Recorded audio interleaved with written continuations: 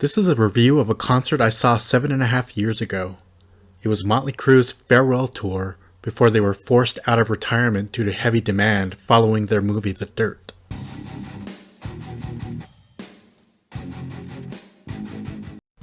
Let's get right to it. Subscribe if you feel like it. So Alice Cooper was the opening band. There's Nita Strauss right in front of me. I almost caught that pic. Man, she's hot. So I was never a huge Alice Cooper fan. I mean, I respect him and all that, but I never really got heavily into his music, but somehow I knew every single song that he played that night. Here's what he played. Went by quick, very entertaining. I left the show a bigger fan than I ever was of Alice Cooper. As you can see, I got a couple of fake Alice Cooper $100 bills and a guitar pick. I would definitely go see Alice Cooper again live. So great. Now it was time for Motley Crue. So what happened is I wasn't really planning on going to this show, but the day of the concert, I hopped on Ticketmaster for some reason, and I was able to buy one ticket, and it was in the front row, so of course I had to go. By the way, this show was in Wheatland, California, about 40 minutes outside of Sacramento. 33 years of celebrating Motley Crue music. That was us, 1981. Yeah, four fucking crazy fucking kids walking the streets, throwing up, drinking, fucking all kinds of stuff, and just playing fucking music on the strip, man. And that's all we wanted to do. And back then, we became brothers, and then from brothers we became family. And you know what? You guys are our fucking rock and roll family tonight. The band actually signed an agreement saying that this was their final tour as Motley Crue, and they stuck to it until, like I said earlier, the movie The Dirt came out, and so many people either discovered Motley Crue or remembered how much they loved Motley Crue, and there was too much money left on the table, so I don't blame them one bit. I remember like it was yesterday. The band sounded so great. Vince's voice was amazing. It was wall-to-wall pyro. I loved it. You're about 25 years old. Your mommies and daddies might be fucking in the car in the parking lot after the Motley Crue show, man. Woo! Turn the song up. So, sing along if you know. Coming up is the part of the show where Nicky got to address the audience. Whew. Wow, he had a lot to say. We're not going to get quiet like that, are we? Let's turn the lights up all the way. Make as much noise as you can. Hello, motherfuckers.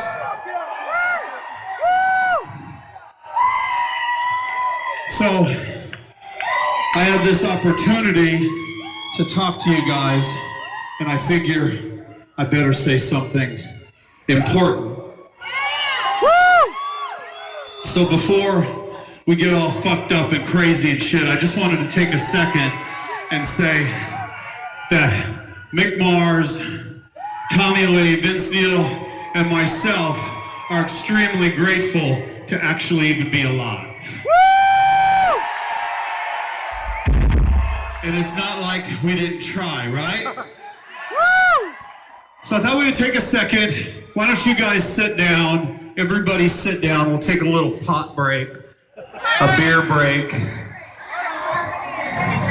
You're not going to get reprimanded. Don't worry. Just sit down for a second. So this is what I was thinking. Vince said we got together in 1981, and that's true. But what I was thinking is, if anything in the story I'm about to tell you didn't happen exactly the way that I tell you, nobody would be here. You wouldn't be sitting there right now. We wouldn't be standing up here right now. We wouldn't have written all these fucking songs that you're listening to and that we're playing, and we surely wouldn't have fucked over 100,000 chicks, okay?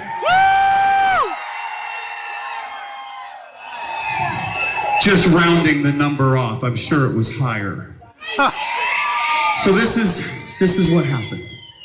This is why we're here. In 1981, I was in a band. I was a struggling musician. I was in Hollywood. And I looked over one day in band rehearsal, and I looked at my band, and I thought, you guys suck. And I thought to myself, I need to find 3 other guys that are out there that want to rip the fucking throat out of the music industry. Woo! So I quit my band. And I went to a club. It's so weird how this happened. Just happened on a Thursday night. Went to the Starwood Club on Santa Monica Boulevard, and I walked through the fucking doors, and there was this drummer on stage, and he was playing the fucking shit out of those drums. I'd never seen anything like just pounding those fucking drums. Woo, Tommy! And I went backstage, and I saw this skinny little fuck standing there, and he was wearing girls' spandex pants. Woo! And that was the first day that I met Tommy Lee, right there. Tommy!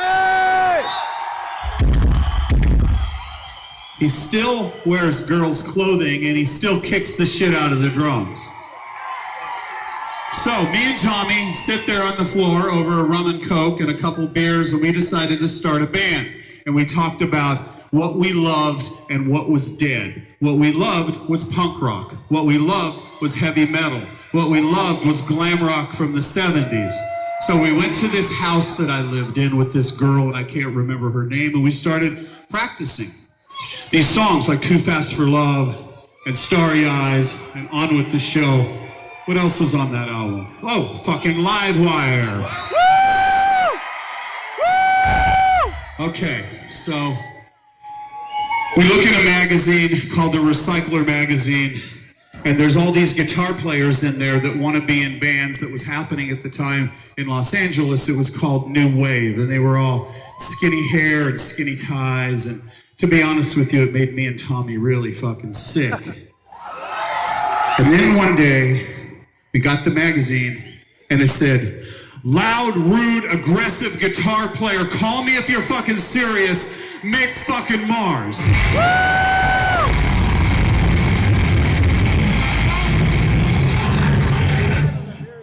Okay, so someone's in my seat, so what do I do? Someone's in your seat? Yeah. You gotta find somebody with a red shirt. Now, I might be exaggerating, but if my memory serves me correctly, he walked up to the door just like that. So we were in that little house, and we were drinking lots of schnapps, and we were fucking practicing, and we had a fucking mission, and we fucking believed in it. Nobody else believed in it, but we believed in it, but we needed a lead singer. We were missing that one last element to make a band. And Tommy said, I know a guy, I know a singer, but he's in another band. So we got back to the Starwood on Santa Monica Boulevard, and we walked in and we leaned against the wall like this because we thought we were pretty cool because we were like 18 and 21. We were in black fucking leather and we got lots of pussy, but guess what? This singer walked on stage in white leather pants, a white leather jacket with fucking bleached white hair, and he was singing his fucking ass off, and girls were taking their pussies out of their pants, and they weren't throwing them at us, they were throwing them at him, and we went, that's gotta be our lead singer, and that is Vince fucking Neil. There he is. Don't hide back there. Get out here. So we decided to go to a rehearsal space in Burbank, California. We pooled all of our money together, which was about $12. And I handed Vince the lyrics to Livewire. And he looked at him, and he goes, I got this, motherfucker. And fucking Mick ripped into the riff, and Tommy started bashing on the drums, and I picked up the bass, and we started playing that motherfucker, and at that goddamn moment, Motley Crue was born. It was January 17th, 1981, motherfuckers.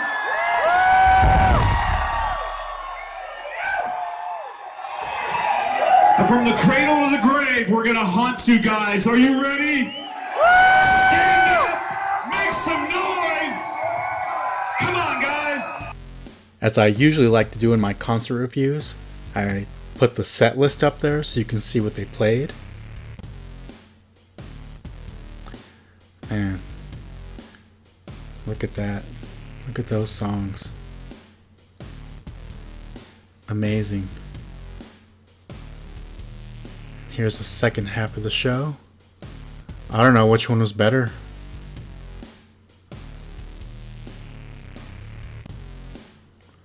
Unfortunately, I'm not going to be able to make it to their reunion tour with Def Leppard and Joan Jett because the tickets are just too expensive. Lucky you if you get to go. In this part of the show, Nicky had a flamethrower in his guitar. He was having way too much fun with that thing. And then, bam. And what would a Motley Crue concert be without a Tommy Lee drum solo?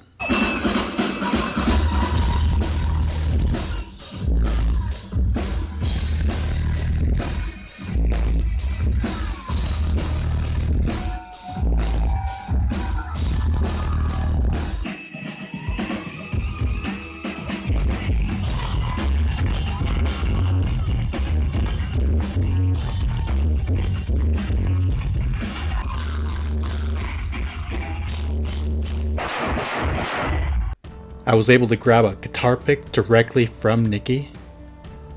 Man, I love that thing.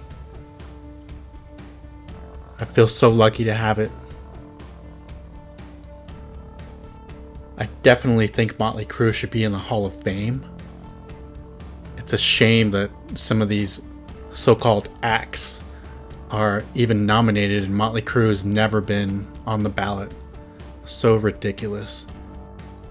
If you saw this tour, or even before this tour, let me know. If you're going to the upcoming stadium concerts, tell me about it. This was basically an experiment to see if people care about videos like this, so thanks for watching.